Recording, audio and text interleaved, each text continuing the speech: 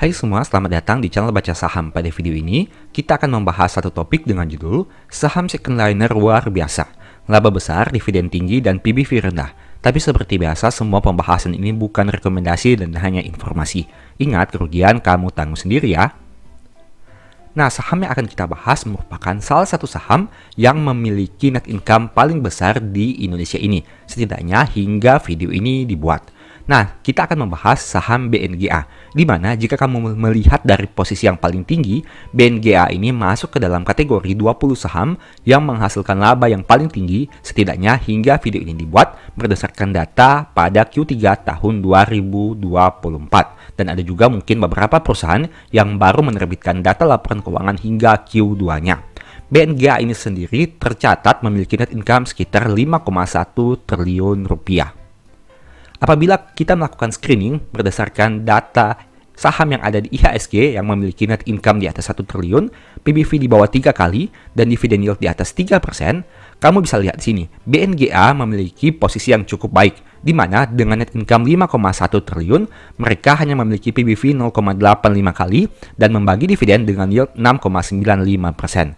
Dari aspek valuasi, jika kamu lihat dari posisi tertinggi yang memiliki net income terbesar, akan ditemukan saham ADRO dengan PBV 0,74 dan BNGA dengan PBV 0,85. Kita tidak lagi membahas saham ADRO karena kamu ingat saat video ini dibuat, ADRO sedang memiliki sentimen terkait pembagian dividennya yang besar sehingga membuat harga sahamnya turun sangat dalam. Sehingga kita bahas saja saham BNGA yang merupakan posisi kedua dari PBV yang paling rendah untuk saham-saham yang memiliki net income besar dan dividen yield yang menarik.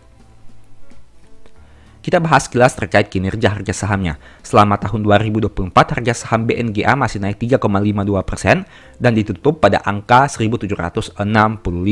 Memang dulunya harga sahamnya bahkan sempat naik di atas angka 2.000, tapi saat video ini dibuat sudah mengalami penurunan kembali.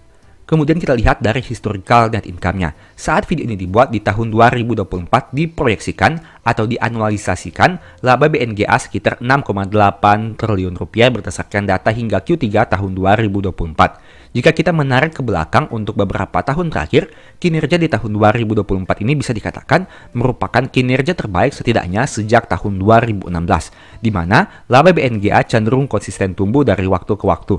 Meskipun ada tahun-tahun tertentu di mana mengalami koreksi, tapi dalam jangka panjang labanya naik dari yang awalnya hanya 2 triliun di tahun 2016, kini sudah menjadi jika dianalisasikan sekitar 6,8 di tahun 2024. Itu artinya terjadi kenaikan yang cukup baik dalam beberapa waktu terakhir ini. Dari aspek profitabilitas, net profit marginnya 27,9% dengan gross profit margin 54,3%. Aspek profitabilitas BNGA ini masih sangat baik dengan angka gross profit margin dan net profit margin di atas rata-rata. Untuk net income-nya juga meskipun hanya naik 3,4%, tapi masih lebih baik dibandingkan mengalami penurunan. Dan dividen yield yang ditawarkan sekitar 6,9%, yang mana bisa cukup tinggi dibandingkan tahun-tahun sebelumnya. Sekilas kita lihat tentang kinerja hingga Q3 tahun 2024. Total pendapatan BNGA mengalami peningkatan yang cukup konsisten, di mana kinerja hingga Q3 merupakan kinerja terbaik dalam 6 tahun terakhir. Begitu juga dengan laba yang berhasil mereka capai untuk Q3 tahun 2024. Secara garis besar kamu bisa lihat bahwa kinerja BNGA hingga Q3 masih sangat baik. Untuk aspek harga sahamnya, saat video ini dibuat memang di angka 1.765. Memang jika kita lihat hanya dalam waktu time frame jangka 1 tahun saja, harga saham BNGA mengalami penurunan dibandingkan harga sebelumnya yang berada di atas 2.000. Tapi apabila kita tarik ke belakang dalam waktu 10 tahun, sebenarnya harga saham di angka 1.765 ini sudah bisa dikatakan cukup tinggi dibandingkan data 10 tahun terakhir. Biasanya BNGA hanya bergerak pada angka 1000-an saja, di mana 1000 hingga 1200. Tapi saat video ini dibuat sudah naik hingga ke angka 1765. Bagaimana dari aspek historical PBV-nya? PBV rata-rata selama 10 tahun terakhir adalah 0,68 dan saat video ini dibuat diperdagangkan pada PBV di atas rata-rata PBV-nya. Memang jika kita lihat secara angka hanya 0,85 kali, yang mana masih di bawah 1 kali.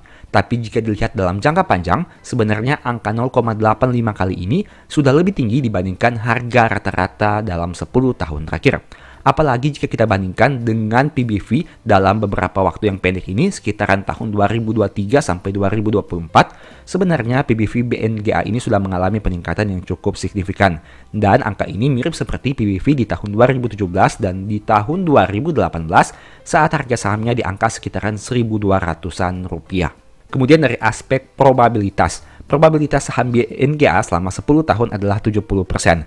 Artinya dalam 10 tahun terakhir, hanya 3 kali turun dan 7 kali mengalami peningkatan. Tapi ingat, saat mengalami penurunan, harga saham BNGA turun cukup signifikan secara historikal, yaitu 32% di tahun 2018 dan 28% di tahun 2015. Memang sih, sejak tahun 2022 harga saham BNGA naik signifikan, yaitu 22% tahun 2022 dan 43% di tahun 2023. Kita lihat saja data hingga akhir Desember tahun 2024. Apakah harga saham BNGA ini mampu naik atau malah mengalami penurunan? Terkait aspek dividen, BNGA ini bisa dikatakan cukup konsisten membagi dividen setidaknya sejak tahun 2018. Memang jika dilihat sebelum tahun 2018, BNGA tidak konsisten bagi dividen. Tapi di atas tahun 2018, saham ini konsisten bagi dividen setiap tahun. Bahkan saat terjadi pandemi atau krisis ekonomi di tahun 2020, yang mana dividennya tetap dibagikan di tahun 2021. Dari aspek dividen per share juga bisa dilihat di sini terjadi konsistensi kenaikan dari waktu ke waktu. Meskipun sempat turun di tahun 2021, tapi kembali naik lagi di tahun 2022 dan seterusnya. Bahkan kenaikan dividen di tahun 2022 dan seterusnya dibandingkan tahun 2021 sangat besar. Nah, sekarang mari kita lihat data inti laporan keuangan di Q3 tahun 2024 untuk saham BNGA. Pertama dari aspek penyaluran kreditnya, yang mana mengalami kenaikan dari 194 triliun menjadi 197 triliun rupiah. Nah, tapi sebagai catatan, cadangan kerugian penurunan nilainya malah mengalami penurunan. Nah, apakah kamu melihat adanya perbedaan dari dua aspek ini, di mana di satu sisi kreditnya naik, tapi cadangan kerugian penurunan nilainya malah mengalami penurunan?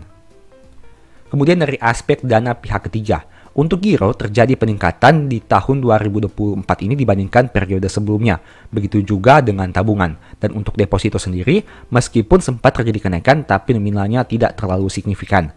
Nah, jika kamu bandingkan di sini, mayoritas simpanan nasabah ini dalam bentuk dana murah atau kasa, dalam hal ini adalah giro dan tabungan. Sedangkan depositonya juga ini bisa dikatakan cukup besar. Dengan angka jumlah simpanan 255, perusahaan memiliki saldo deposito sekitar 85,2 triliun rupiah. Untuk saldo simpanan nasabahnya juga mengalami peningkatan dibandingkan periode sebelumnya.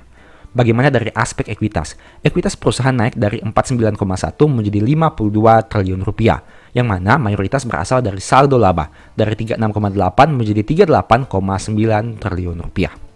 Untuk aspek net income-nya, pertama kita lihat dari sisi pendapatan bunga dan pendapatan syariah. Untuk kedua poin ini juga mengalami peningkatan dalam 9 bulan terakhir dibandingkan tahun 2023. Nah, tapi sayangnya untuk pendapatan bunga dan syariah secara bersih atau neto terjadi penurunan dibandingkan tahun 2023. Dengan kata lain kita bisa mengatakan bahwa kenaikan pendapatan bunga dan syariah ini lebih rendah dibandingkan kenaikan beban bunga dan syariah yang terjadi di tahun 2024 ini, sehingga menyebabkan pendapatan netonya mengalami penurunan. Kemudian dari aspek pendapatan operasional lainnya, kita bisa lihat di sini untuk beberapa poin intinya, pendapatan provisi dan komisi mengalami penurunan.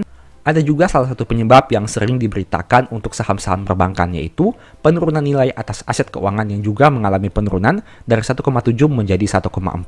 Dan ada beberapa biaya yang harus difokuskan di sini, terutama biaya tenaga kerja dan biaya umum dan administrasi dengan nominal yang cukup besar, sehingga menyebabkan jumlah beban operasional lainnya memang masih mengalami penurunan, tapi bisa dikatakan tidak terlalu signifikan. Meski begitu, dari berbagai proses yang ada, laba operasional bersih BNGA masih mampu tumbuh meskipun tidak terlalu signifikan, dari 6,1 menjadi 6,4 triliun di tahun 2023 hingga Q3-nya.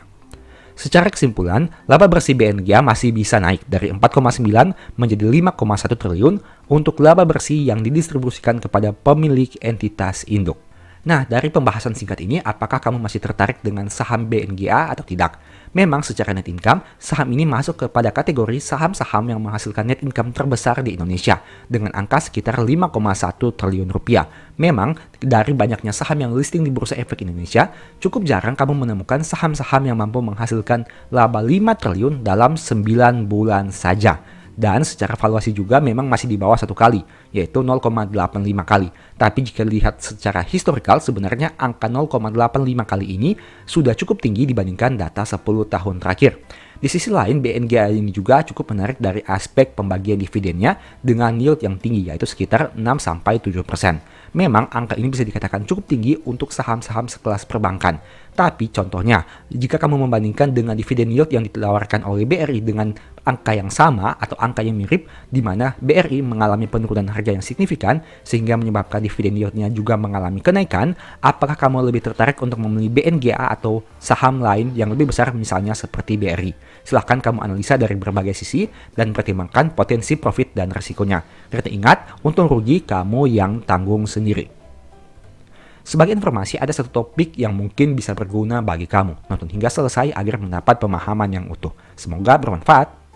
Saat ini saya mau bahas dua fenomena besar yang cukup sering terjadi di pasar saham.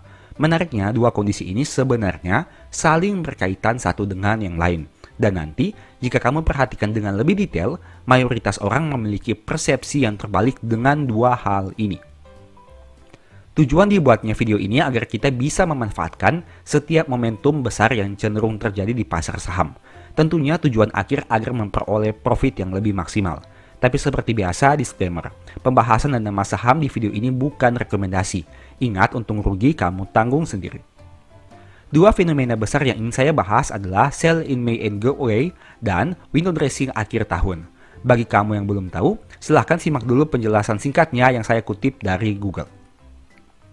Pertama, sell in May and go away. Sebagai investor saham, kamu pasti pernah mendengar istilah sell in May and go away.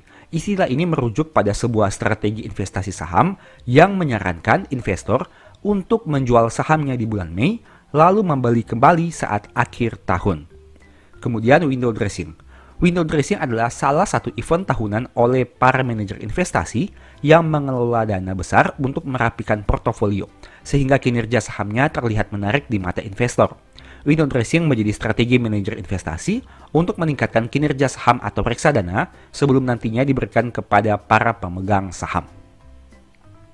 Sekarang mari kita bahas lebih detail. Kalau kamu lihat pengertian dari sell in May and go away, akan ditemukan strategi untuk menjual saham di bulan Mei dan membeli saham di akhir tahun. Apakah kamu merasa ada yang mengganjal dengan pengertian ini? Bagi saya pribadi, pengertian tersebut memiliki sudut pandang yang berbeda. Logikanya seperti ini. Tentu kita mencari saham pada harga serendah mungkin dan ingin menjual pada harga setinggi mungkin. Jika mengacu pada arti sebelumnya, kita harus menjual saham di bulan Mei, yang mana biasanya harga cenderung turun dan beli lagi di akhir tahun saat harga cenderung naik. Bukankah hal itu berbeda 180 derajat? Mungkin hal inilah yang sering dikatakan oleh Warren Buffett, di mana serakah ketika orang takut dan takut ketika orang serakah. Logikanya, saat harga saham turun signifikan di pertengahan tahun, sebenarnya itu waktu yang paling tepat untuk membeli di harga yang terbaik. Sebaliknya, saat harga cenderung naik di akhir tahun, sebenarnya itu waktu terbaik untuk menjual saham agar memperoleh harga yang cenderung tinggi. Sampai di sini, apakah kamu sudah paham yang saya maksudkan? Mari lihat contoh berikut ini. IHSG punya probabilitas kenaikan hanya 30% di bulan Mei selama 10 tahun terakhir. Indeks pernah turun hingga 4% di tahun 2023. Sedangkan di bulan Desember, probabilitasnya mencapai 89%, yang mana pernah naik hingga 6,7% di tahun 2017. Ini merupakan data IHSG selama 10 tahun terakhir, sejak tahun 2015 hingga tahun 2024. Sekarang pertanyaannya, saat indeks turun 4% di bulan Mei, apakah kamu akan jual atau malah beli saham? Sebaliknya, saat indeks naik hingga 6,7% di bulan Desember, kamu akan beli atau malah jual saham. Ini merupakan dua fenomena yang saling berkaitan satu dengan yang lain, di mana kita bisa memanfaatkannya untuk memaksimalkan keuntungan dan meminimalisir potensi resiko yang mungkin bisa terjadi. Kamu bisa terapkan hal yang sama dengan nama saham tertentu. Kita tidak hanya melihat IHSG, tapi lihat juga secara spesifik nama saham yang ingin kita beli atau jual. Setiap saham punya keunikan masing-masing. Jadi kamu perlu sedikit mengerjakan PR untuk tahu karakter dari saham tersebut. Contoh, misalnya saham BBCA yang punya karakteristik secara tahunan, harga sahamnya terus naik dalam 10 tahun terakhir, bahkan lebih. Sejak tahun 2015 hingga tahun 2024 saat video ini dibuat, harga saham BCA tidak pernah merah secara tahunan. Karena itu kamu bisa melihat probabilitas kenaikan secara tahunan adalah 100% selama 10 tahun terakhir. Tapi menariknya, saham ini punya probabilitas kenaikan yang tidak terlalu baik untuk bulan Desember jika dibandingkan dengan bulan Agustus yang mencapai 80%. Artinya dulunya saham BCA pernah turun hingga 8% di bulan Desember tahun 2022. Contoh yang lain, saham BRI punya keunikan di mana cenderung turun di bulan April dengan probabilitas kenaikan yang hanya 30% saja. Bahkan saham ini sempat turun 18% di tahun 2024 ini pada bulan April secara bulanan. Nah, tapi sejak tahun 2015 hingga tahun 2024, untuk bulan Desember, probabilitas kenaikannya sangat baik, yakni mencapai 89%.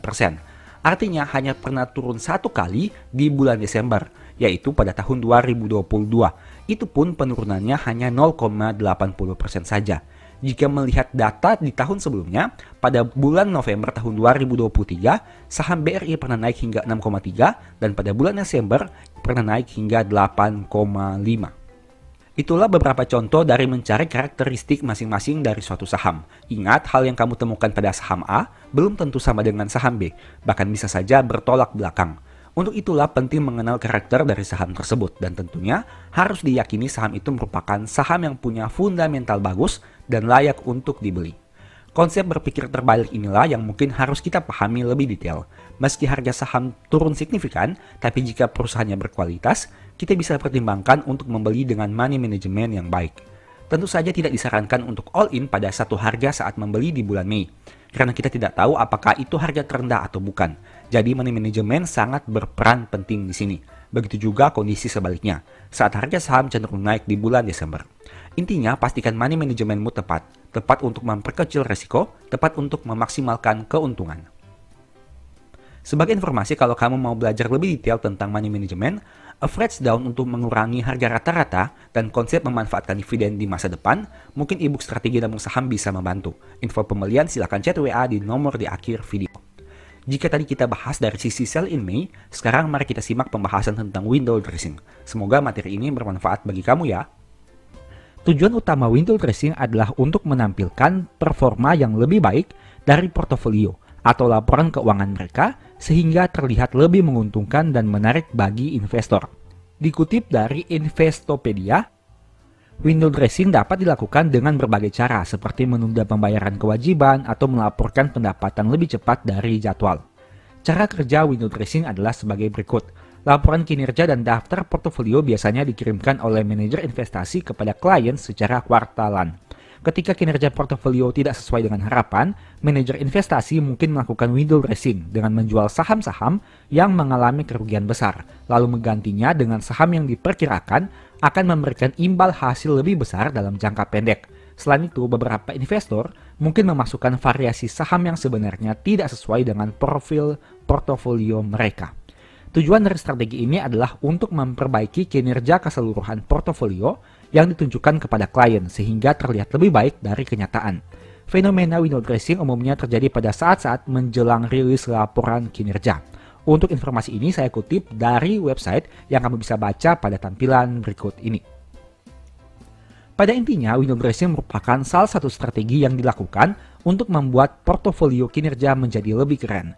Window dressing sering dikaitkan dengan manajer investasi yang punya dana kelolaan besar. Tapi pertanyaannya, apakah investor retail seperti kita bisa memanfaatkan kondisi ini? Saat window dressing belum terjadi, kita sebagai investor receh bisa memanfaatkannya untuk start duluan agar portofolio lebih maksimal. Menurut saya pribadi, window dressing yang paling kelihatan biasanya terjadi di akhir tahun, meski tidak selalu seperti itu. Definisi akhir tahun di sini bukanlah hari terakhir perdagangan di tahun tersebut, tapi mendekati. Contoh, jika misalnya hari perdagangan terakhir di tahun 2024 adalah tanggal 31 Desember yang berada pada hari Selasa, maka window dressing tidak selalu terjadi pada tanggal tersebut, melainkan bisa beberapa waktu sebelumnya. Saya pribadi punya dua pemikiran tentang window dressing, yaitu dengan mengacu pada sudah punya dan belum punya saham. Apabila big money telah punya saham bagus pada harga yang rendah atau menarik, kemungkinan besar window dressing bisa terjadi sebelum tanggal 31 Desember. Alasannya sederhana, karena mereka sudah punya sahamnya dan hanya perlu harga naik agar bisa menghasilkan portofolio yang cemerlang. Pada intinya, sebagai investor retail, kita tidak tahu secara pasti apa yang akan terjadi hingga akhir tahun. Yang bisa kita lakukan hanya fokus pada cara analisa yang selama ini memberikan profit konsisten dengan memanfaatkan kondisi yang mungkin terjadi.